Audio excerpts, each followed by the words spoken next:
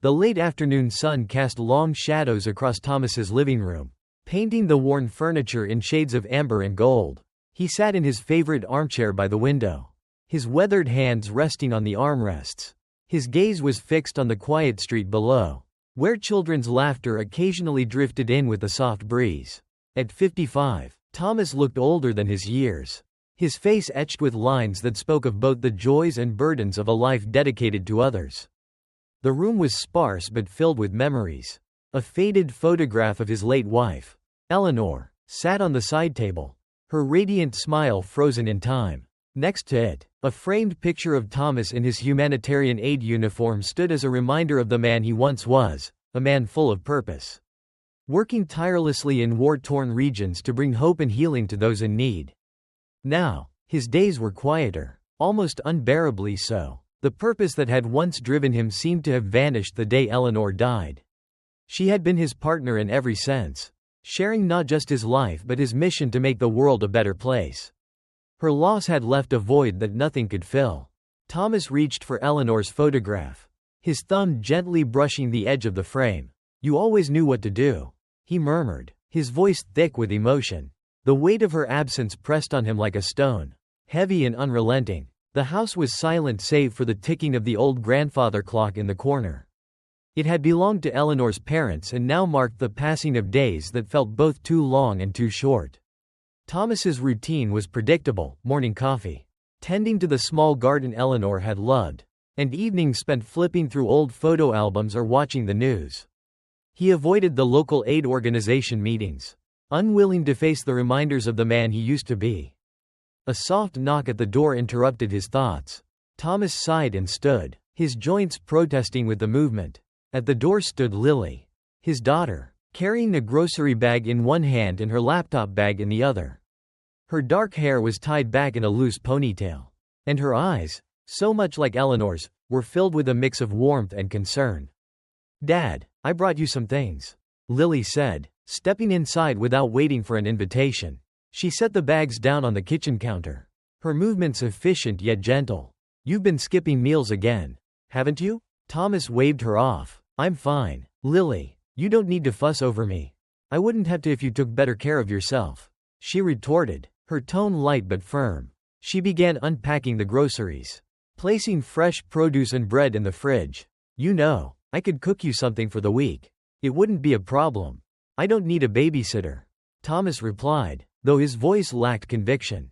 He sank back into his armchair, watching as Lily moved around the kitchen with practiced ease. She had been the one holding everything together since Eleanor's passing, juggling her freelance writing career with caring for her father. "You might not need a babysitter," Lily said as she joined him in the living room, a cup of tea in her hands. "But you could use some company. You've been isolating yourself." "Dad, it's not healthy." Thomas didn't respond immediately. He looked out the window again, watching the leaves of the maple tree rustle in the breeze. "It's hard, Lily. Everywhere I look, I see her. This house, it's like she's still here, just out of reach." Lily reached over and placed her hand on his. "I miss her too, but she wouldn't want you to shut yourself off like this." Thomas nodded slowly, the weight of her words sinking in. They sat in companionable silence for a while, the ticking clock the only sound in the room. When Lily left later that evening, the house felt even quieter.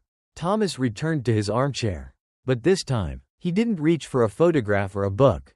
Instead, he stared out at the gathering twilight, his mind wandering to a time when life had been filled with purpose and chaos in equal measure. He closed his eyes, and the memories came rushing back: dusty streets, the distant echo of explosions, and a young boy's cry that had pierced through the chaos. Thomas could still feel the weight of that boy in his arms, the grip of small fingers on his shirt, and the desperate trust in his eyes. It was a memory he hadn't allowed himself to revisit in years. But tonight, it came unbidden, as vivid as the day it happened. The dusty streets of the village were chaos incarnate. Smoke billowed from crumbling buildings, and the air was thick with the acrid scent of burning. Thomas moved swiftly, his aid worker uniform already streaked with grime, his medical bag slung over his shoulder. Around him, the sounds of war thundered: a distant explosion, the rattle of gunfire, and the wails of frightened civilians. It was a scene he had seen too many times in his years with the humanitarian organization. But no amount of experience could ever dull the sharp edge of fear and urgency. He turned a corner and froze. The collapsed remnants of what had been a modest home lay before him. A jagged pile of wood, stone, and shattered glass. Beneath the rubble, he heard a sound that made his heart clench, a faint, desperate cry for help. "Hello?" Thomas called, his voice steady despite the adrenaline coursing through him. "Can you hear me?" The cry came again, weak but unmistakable. He dropped his bag and knelt by the debris, his eyes scanning the wreckage for movement. "Hold on," he said, his voice firm. "I'm coming to get you." Using his hands and a small crowbar from his bag, Thomas began shifting the rubble piece by piece. Dust clouded the air, and every movement sent sharp jolts of pain through his back and shoulders. But he pushed on, driven by the knowledge that every second counted. After what felt like an eternity, he uncovered a small, pale hand. "I've got you," he murmured, working faster now. As more of the rubble was cleared, the figure of a young boy emerged, a wiry child of about 12. His face streaked with blood and dirt. His dark eyes locked onto Thomas's, wide with fear and trust. "It's okay," Thomas said, his voice soft but firm. "You're going to be okay." The boy didn't respond, but his small fingers gripped the fabric of Thomas's shirt as if it were a lifeline. Thomas quickly assessed the boy's injuries, a deep gash on his forehead and what looked like a sprained wrist. "We need to get you out of here," he said, lifting the boy carefully into his arms. The streets were a gauntlet. Thomas moved as quickly as he could, keeping his body between the boy and any potential danger. He could feel the child trembling against him, his small frame light but fragile. The makeshift medical tent came into view, a beacon of safety amid the chaos. Inside, the scene was one of controlled chaos, volunteers rushing between patients, makeshift stretchers lining the floor, and the steady hum of triage work. Thomas laid the boy on an empty cot, barking orders to a nearby medic. "Head trauma. Clean the wound and check for signs of a concussion. Keep him warm." As the medic worked, Thomas knelt beside the boy, his hand resting gently on his shoulder. "What's your name?" he asked. But the boy only blinked at him, his lips trembling. "It's okay," Thomas said softly. "You're safe now." The boy's grip on his shirt loosened slightly, and for the first time, Thomas saw a flicker of relief in his eyes. Hours later, when the boy's condition was stable, Thomas sat at the edge of the cot, exhaustion pressing down on him like a weight. The boy was asleep now, his face clean, the gash on his forehead neatly stitched. For a moment, Thomas allowed himself to simply watch him breathe, each rise and fall of his chest a testament to resilience. In the chaos of the village, Thomas had acted on instinct. But now, looking at the boy, he felt something deeper, a connection that went beyond duty. He had saved countless lives during his time as an aid worker. But something about this boy felt different, as though their fates were intertwined. The sound of distant gunfire brought him back to the present. He rose, his joints stiff, and prepared to head back into the fray. But as he turned, the boy stirred, his eyes fluttering open. "Thank you," he whispered, his voice barely audible but heavy with meaning. Thomas smiled, the first real smile he'd managed in days. "Rest now," he said. "You'll need your strength." As he stepped out of the tent, the smoke-filled sky above seemed to shift slightly, the faintest hint of light breaking through. It was a small thing, barely noticeable, but to Thomas, it felt like a promise that even in the darkest places, hope could find a way. The present came rushing back as Thomas opened his eyes, his breath catching in his chest. The memory of that war-torn village, of the boy he'd saved, felt so vivid it could have happened yesterday. For a long moment, he simply sat in his armchair, staring at Eleanor's photograph as if it might offer him some guidance. The sound of the mailbox lid snapping shut broke the silence. Thomas glanced at the clock. It was mid-afternoon, the time when the postman usually made his rounds. With a groan, he pushed himself to his feet and shuffled to the front door, his joints protesting every step. Outside, the autumn air was crisp, carrying the faint scent of fallen leaves. Thomas reached into the mailbox and retrieved a small stack of envelopes. Most were the usual bills, flyers, and an unsolicited catalog, but one stood out. A plain white envelope with crisp edges and careful handwriting. addressed to him. Curiosity pricked at him as he returned to his chair and opened the envelope. Inside was a single sheet of paper, folded neatly. As he unfolded it, his eyes caught the salutation, "Dear Mr. Thompson." His heart skipped a beat. The handwriting was precise, yet there was something earnest about it. "You may not remember me, but I've thought about you every day for the past 20 years. My name is Daniel Wright, and I was the boy you saved in the village that day, the one with the head injury. I was 12 years old. Your courage and kindness changed my life forever. I don't know if I ever said thank you properly, but please know that your actions gave me a second chance. After that day, I promised myself I would dedicate my life to helping others. Just as you helped me. I became a doctor, a neurologist, and now I work at a medical center helping patients with complex conditions. It's taken me years to find you. I've searched through old mission records and contacted various organizations until I finally came across your name. I wanted you to know that the boy you saved grew up to carry forward the compassion you showed me. If you're open to it, I would be honored to meet you. I want to thank you in person and share with you how that moment in the village shaped the rest of my life. With deepest gratitude." Thomas read the letter twice, then a third time, his hands trembling slightly. The words seemed to echo in his mind. "Your courage and kindness changed my life forever." The boy, Daniel, of course, he remembered. How could he not? It wasn't the first life he had saved. But there had been something about that moment. About the way the boy had clung to him. That had stayed with him all these years. Setting the letter down carefully, Thomas leaned back in his chair and stared out the window. The neighbors' children were playing in their yard, their laughter carrying through the open window. He thought about Daniel's letter. About how the boy he'd saved had grown into a man dedicated to helping others. A doctor, a neurologist. Thomas felt a flicker of pride, mingled with disbelief. His mind drifted to Eleanor. "You'd be proud," he murmured to her photograph. "We did something good." But alongside the pride, a wave of hesitation crept in. What would Daniel think of him now? The man who had once carried a young boy through the rubble was a shadow of himself. Living quietly in a house filled with memories and regrets. Did he have anything left to offer?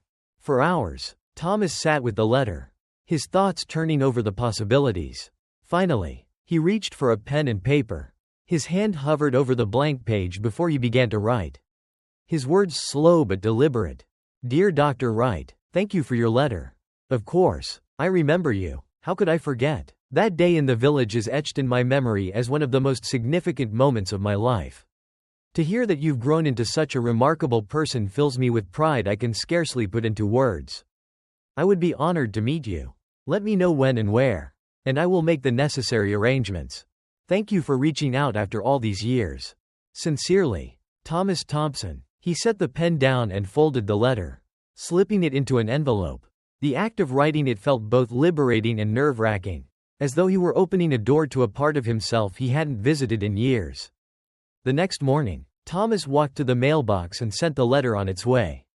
As he watched the postman drive off, he felt a strange mix of anticipation and unease. For the first time in a long time, there was something to look forward to, something that might bring a new sense of purpose to his quiet, solitary days. He stood on the porch for a while longer, the crisp autumn air wrapping around him like a promise of change. The days passed with a quiet sense of anticipation. Thomas found himself cleaning the house more thoroughly than usual, organizing the clutter he'd ignored for years. Each morning, he glanced at the mailbox, half expecting a reply from Daniel to arrive sooner than it could possibly have. When the response finally came, Thomas felt a rush of emotions, nerves, excitement, and a trace of self-doubt. Daniel's letter was just as carefully written as the first. "Thank you for your kind reply. I can't express how much it means to me that you remembered me and agreed to meet. I've enclosed my contact information so we can arrange a time. I would be happy to come to you, as I imagine travel may not be convenient. I'm looking forward to seeing you after all these years. Please let me know what works best for you. Warm regards." Thomas stared at the letter for a long time before picking up the phone and dialing the number Daniel had provided. The line rang twice before a warm, familiar voice answered. "Hello, this is Daniel Wright." Thomas swallowed hard. "Daniel, it's Thomas Thompson." A pause. Then a smile came through in Daniel's voice. "Mr. Thompson, I can't tell you how good it is to hear from you." The conversation was straightforward. Daniel insisted on coming to Thomas's home, not wanting to inconvenience him. They settled on a date for the following weekend. And as they hung up, Thomas felt a knot of tension in his chest, both eager and apprehensive about the meeting. The day of the reunion dawned bright and clear. Thomas sat by the window, his hands folded tightly in his lap. He had chosen his best shirt, one Eleanor used to compliment, and polished his old shoes until they shone faintly in the morning light. The house was quiet except for the ticking of the grandfather clock and the faint rustling of wind in the trees outside. At precisely noon, a sleek black car pulled into the driveway. Thomas rose slowly, his heart pounding in his chest as he moved to the door. He opened it just as Daniel was stepping out of the car. A tall man with a confident yet unassuming presence. He wore a tailored suit, but his expression was warm and approachable.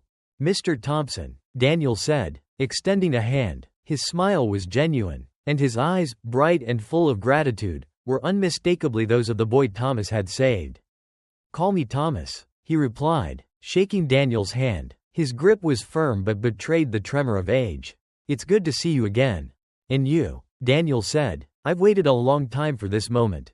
Thomas stepped aside, motioning for Daniel to enter. The younger man's gaze swept the living room, taking in the family photographs, the old furniture, and the sense of history that permeated the space. "This is lovely," Daniel said. "It feels peaceful." Thomas chuckled softly as he led Daniel to the sitting area. "It's quieter than it used to be. That's for sure." They settled into the armchairs, and for a moment, neither spoke. Thomas found himself studying Daniel, the way he carried himself, the confidence in his posture, and the faint traces of the boy he had carried through the rubble all those years ago. "I don't even know where to start," Daniel said finally, his voice thick with emotion. "You saved my life, Thomas. Everything I've done since then is because of you." Thomas waved a hand dismissively, though his eyes betrayed the depth of his feelings. "I just did what anyone would have done." "Not anyone," Daniel said firmly. "Others walked away that day. You didn't." Thomas looked down, his hands clasped tightly in his lap. "I suppose I couldn't. You reminded me of my daughter, Lily. She was about your age at the time."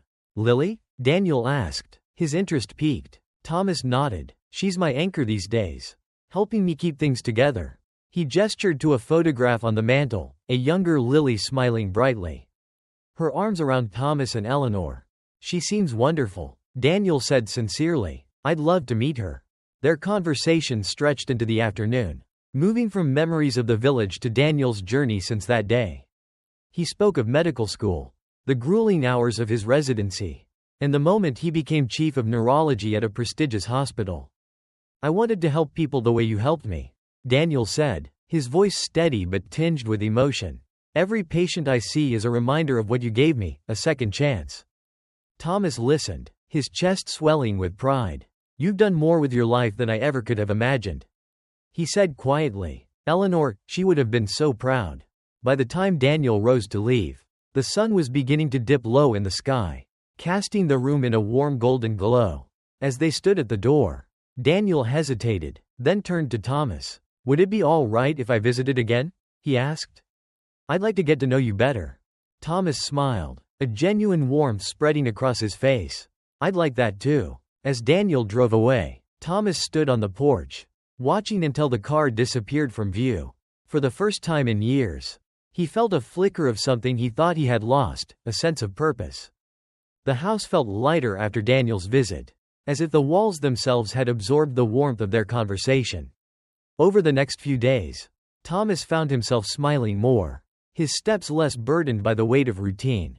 For the first time in a long time, he felt eager for the next chapter of his life. One crisp autumn morning, Lily arrived, her laptop bag slung over one shoulder and a loaf of freshly baked bread in her hands. "Dad, I swear, one day you'll eat something other than toast and jam for breakfast," she teased, setting the bread on the counter.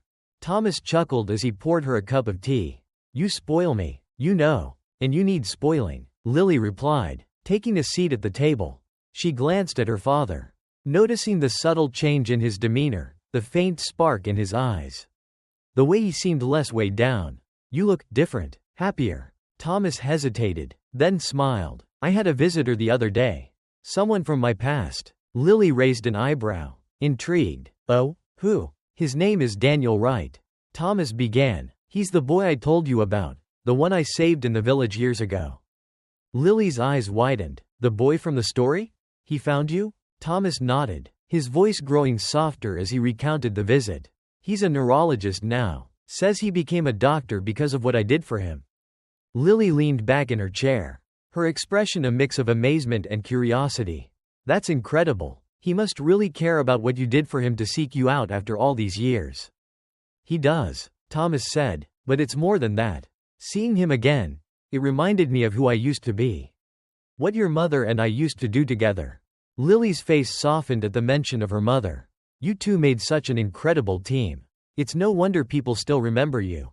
Thomas looked at her, his eyes steady. He wants to visit again. I was thinking you might join us next time. Lily smiled. I'd like that. It sounds like he's someone worth knowing. A week later, Daniel arrived for his second visit, dressed more casually in jeans and a sweater. This time, Lily was there to greet him. She stood beside her father on the porch, her warm smile a perfect mirror of her mother's. Daniel, this is my daughter, Lily, Thomas said, pride evident in his voice.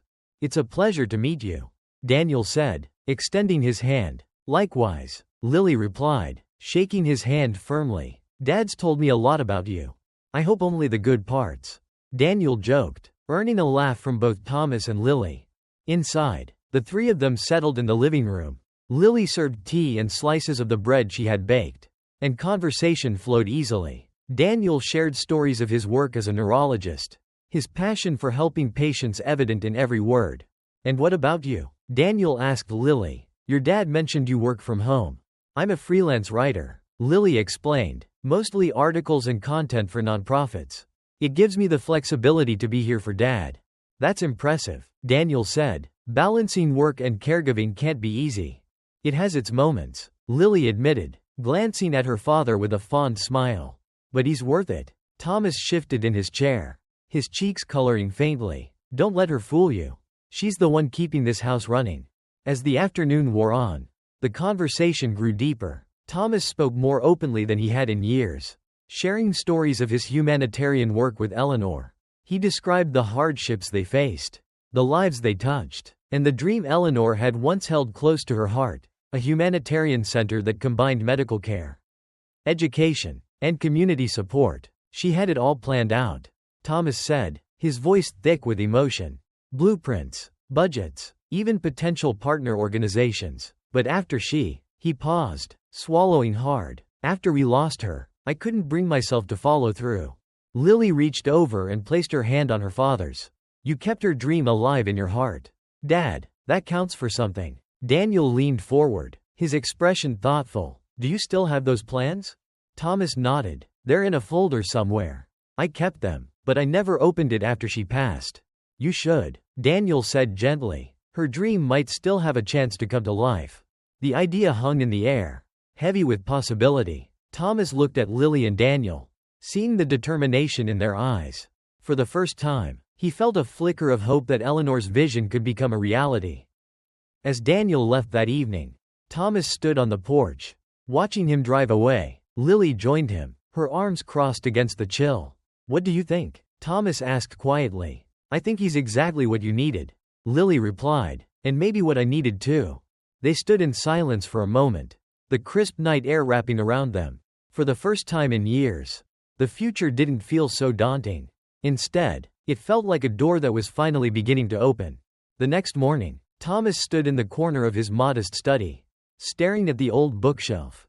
The folder containing Eleanor's plans had been tucked away for over a decade, buried beneath layers of life that had moved on without her. His fingers hovered over the dusty binders and papers, hesitating before finally pulling out the familiar green folder. He carried it to the living room, where Lily was working at the dining table. Her laptop was open, surrounded by a scattering of notes, a half-empty coffee cup beside her.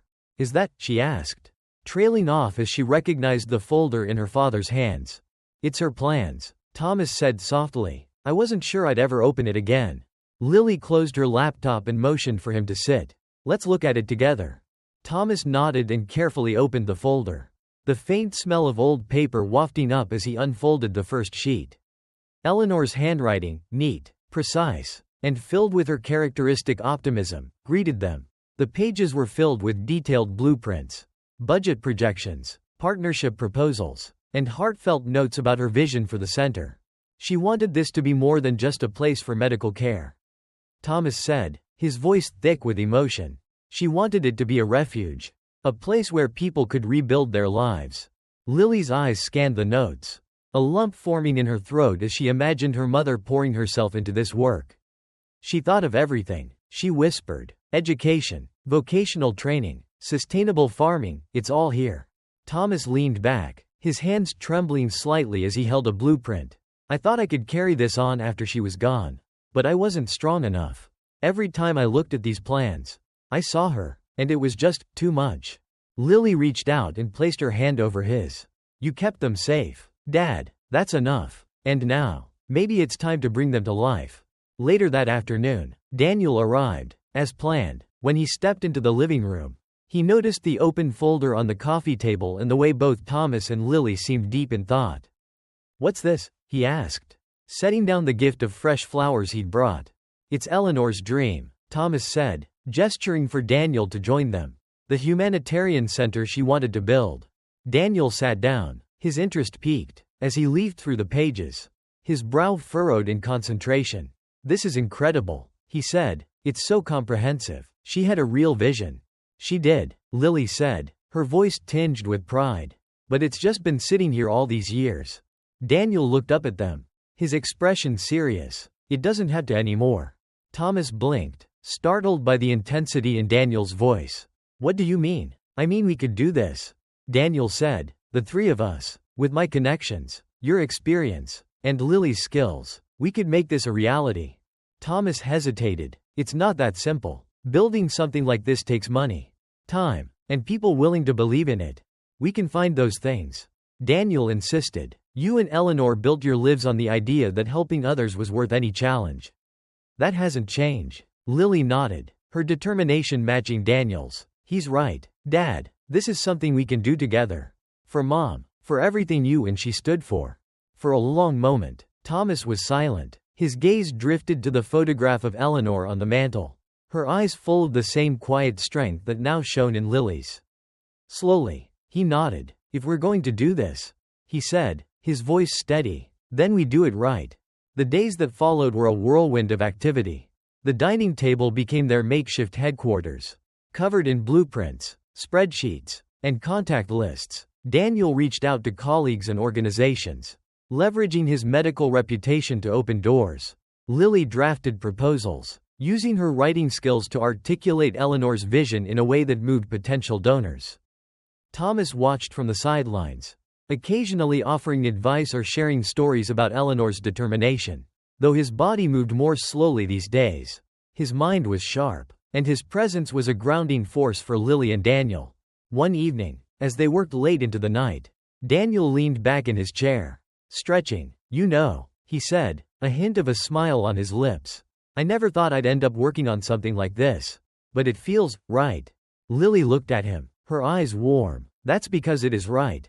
Mom always said that the best things in life are the ones that scare you a little. Thomas chuckled from his armchair. She was right about that. This project scared her, but she believed in it more than anything else. The three of them shared a quiet moment, the weight of their shared purpose settling over them like a comforting blanket. The road ahead would be long and uncertain, but for the first time, it felt like they were walking it together. The next morning, they took a significant step forward, visiting the proposed site. It was a large plot of land just outside the city limits. Overgrown with weeds but full of potential. Thomas stood at the edge of the property, his cane steadying him as he surveyed the landscape.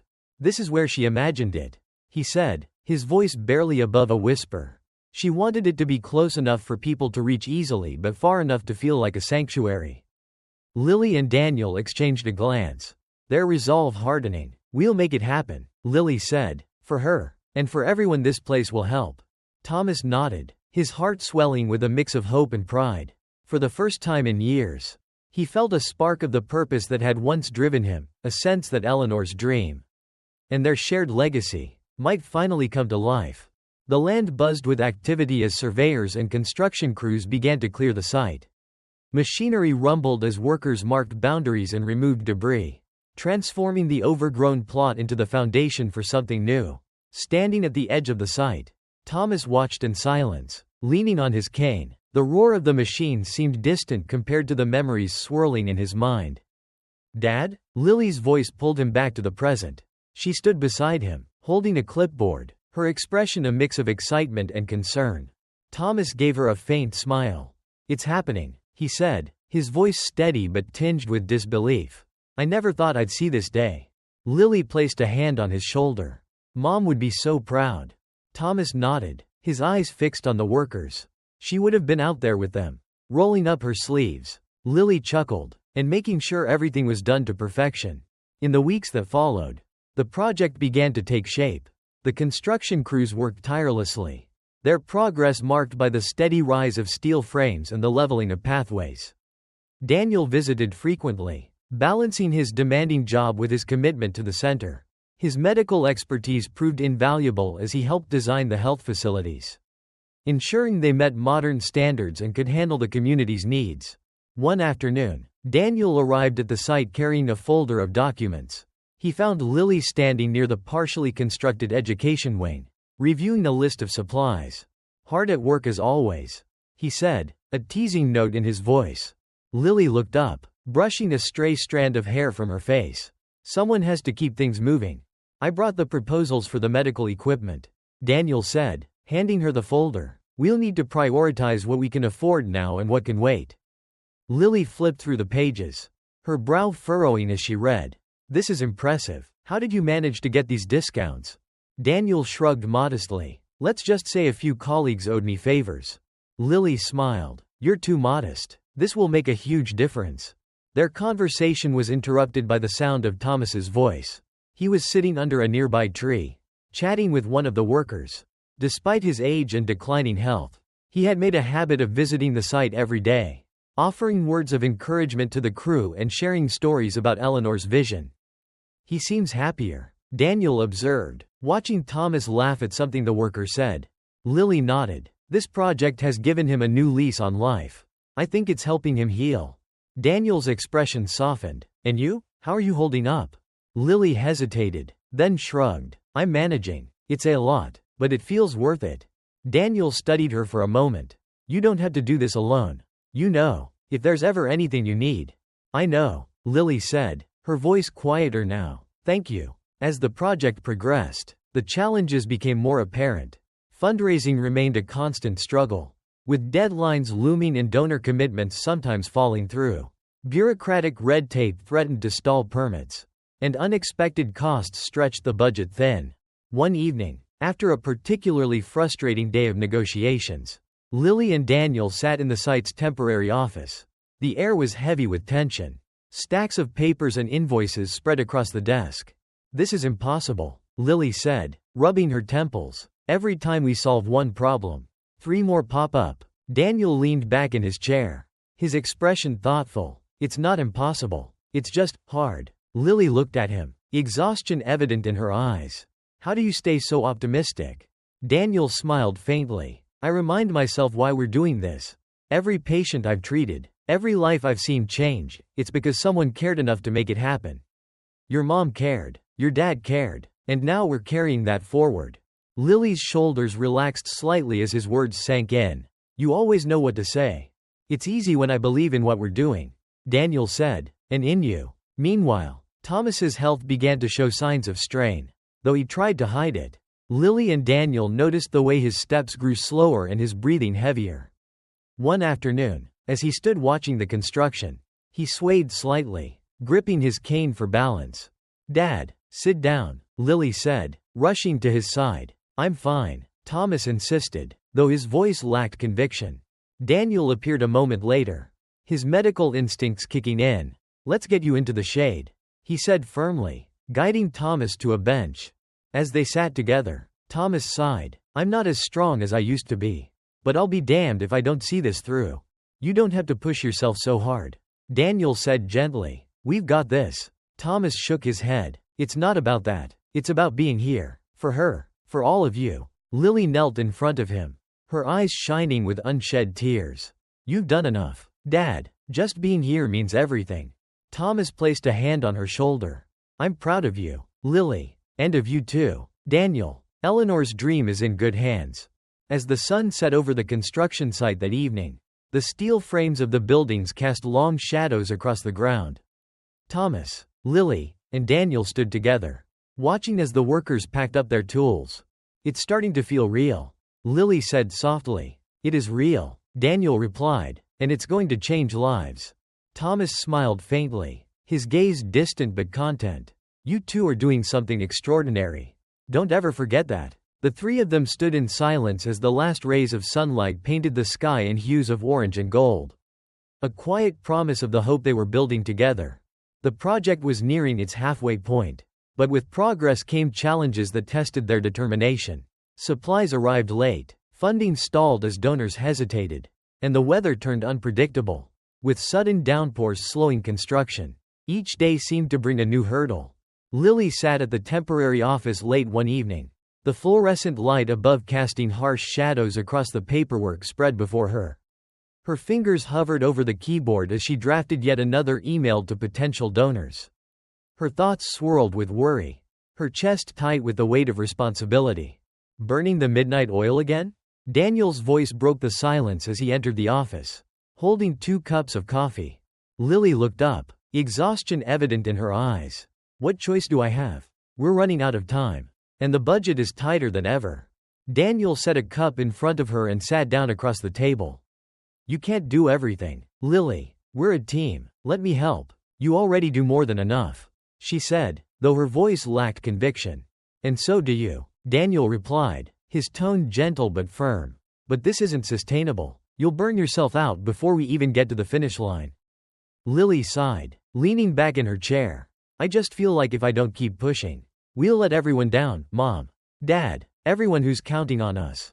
Daniel leaned forward, his eyes meeting hers. Your mom and dad would want you to take care of yourself too. This dream isn't about running yourself into the ground, it's about creating something lasting. Lily nodded slowly, his words sinking in. I know, it's just hard to let go. That's why I'm here, Daniel said with a reassuring smile. To share the load. The next day, Lily and Daniel met with Thomas to discuss the latest setbacks. They sat on the porch of his house, the late morning sun warming the wooden steps. Thomas listened intently as they outlined the challenges, his face calm but thoughtful. Sounds like you've hit a rough patch, Thomas said, folding his hands in his lap. To say the least, Lily replied, her frustration evident. Thomas nodded. Let me tell you something about your mother. She had a way of turning obstacles into opportunities. Whenever we faced setbacks, she'd say, that's just the world testing how badly you want it. Daniel smiled faintly. That sounds like her. She was right. Thomas continued. This project is too important to let a few setbacks stop you. Find the solutions. Adapt. That's what she'd do. His words struck a chord, renewing their resolve. You're right, Dad, Lily said. We'll figure it out. Over the following weeks, they tackled the challenges head-on. Daniel used his connections to secure donations of medical equipment from hospitals upgrading their facilities. Lily revised their grant proposals, emphasizing the long-term impact of the center. They reached out to the local community, hosting fundraisers and awareness events to rally support. One Saturday, the team organized a community day at the construction site. Volunteers painted walls, planted trees, and helped assemble furniture for the classrooms. Families brought food, turning the day into an impromptu celebration. Thomas watched from a shaded bench, a faint smile on his lips as he saw neighbors and workers laughing and working side by side. Lily joined him, wiping sweat from her brow. It's amazing, isn't it? She said, gesturing to the bustling activity. It's more than amazing, Thomas replied. It's a reminder of why we're doing this. Your mom would be so proud. Amid the progress, Thomas's health continued to decline. His once daily visits to the site became less frequent. And when he did go, he needed help navigating the uneven terrain. One afternoon, as Lily helped him into his chair near the construction, he reached for her hand. I won't be around to see this finished, he said quietly, his voice steady despite the gravity of his words. Dad, don't say that, Lily said. her voice trembling. "It's the truth," Thomas said gently. "And it's okay. I've seen enough to know it's in good hands. You and Daniel, you're carrying her dream forward." Tears welled in Lily's eyes. But she nodded. "We'll finish it, Dad, I promise." Daniel joined them later, sitting beside Thomas as the sun began to set. "It's coming together," he said, looking out at the progress they had made. Thomas nodded. "You've been a blessing to us, Daniel. I hope you know that." Daniel looked down, his voice soft. "You've been a blessing to me. Saving me that day, it didn't just give me life. It gave me a purpose." Thomas smiled, his eyes twinkling with pride. "Carry that forward, that's all I ask." The three of them sat together in silence, watching as the last rays of sunlight bathed the construction site in golden light. Despite the setbacks and challenges, the dream felt closer than ever, a testament to their resilience and the legacy they were determined to build. The final weeks of construction were a flurry of activity. Workers pushed to meet deadlines. Volunteers arrived daily, and donations trickled in steadily. Thanks to Daniel's outreach and Lily's persistence, the humanitarian center began to take its full shape, a medical wing with gleaming equipment, classrooms filled with new desks and supplies, and a community garden that bloomed with hope. Thomas visited the site less frequently now. His health had deteriorated to the point where even short trips exhausted him. But he insisted on being part of the planning meetings, poring over updates and offering words of encouragement. His voice, though weaker, carried the same quiet authority that had guided them through the toughest times. One evening, as the team gathered around the dining table to finalize the center's opening ceremony, Thomas sat quietly, listening to the plans. His gaze shifted between Lily and Daniel, who worked seamlessly together, their shared passion evident in every word. "You two make a good team," he said suddenly, his voice breaking the discussion. Lily looked up, startled. "Dad, we're just trying to get everything ready." Thomas shook his head, a faint smile on his lips. "It's more than that. You found something special. Don't let it slip away." Lily glanced at Daniel, her cheeks flushing slightly, but she nodded. "We won't, Dad." The day of the opening dawned bright and clear. The center stood proudly, its fresh paint gleaming in the morning sun. Banners welcomed the community, and rows of chairs were set up in front of a small stage for the ceremony. People from all walks of life had gathered, neighbors, donors, and families eager to see what the center would offer. Thomas arrived in a wheelchair, pushed by Lily. His frail frame seemed even smaller in the chair, but his eyes sparkled with pride. Daniel walked beside them, steadying Thomas as he maneuvered onto the stage. As the ceremony began, Lily stepped up to the podium. Her voice trembled at first, but it grew stronger as she spoke about her mother's dream and the journey they had taken to make it a reality. She glanced at Thomas, her voice breaking slightly as she said, "This center is a testament to my parents' love and their unwavering belief in the power of compassion." The crowd erupted into applause as Lily unveiled the plaque near the entrance. "A place where hope finds a home." Thomas leaned forward, his hand brushing over the engraved letters. "She'd be proud," he murmured. "She is proud," Lily said, her voice full of emotion. The ceremony continued with speeches from Daniel and local officials. When it was Thomas's turn to speak, the crowd fell silent. He gripped the microphone tightly, his voice soft but steady. "This center isn't just a building. It's a promise that no matter how dark the world may seem, there's always light to be found when we come together." Tears filled many eyes as Thomas finished, his words resonating deeply with everyone present. In the weeks that followed, the center came alive. Patients filled the medical wing, children attended their first classes, and the community garden became a gathering place for hope and healing. Thomas visited once to see the center in action, his smile unshakable despite his obvious exhaustion. One quiet evening, as Lily and Daniel sat with Thomas in his living room, he reached for their hands.